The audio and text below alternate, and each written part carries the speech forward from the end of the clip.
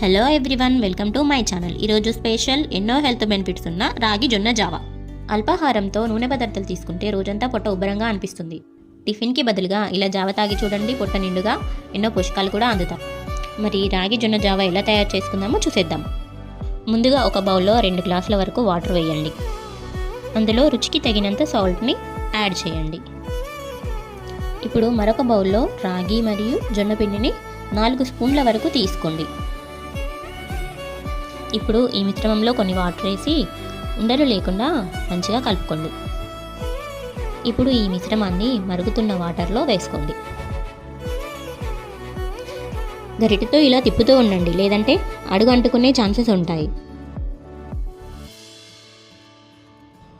ఇలా చక్కగా ఉడికాక ఒక గ్లాసులోకి తీసుకోండి.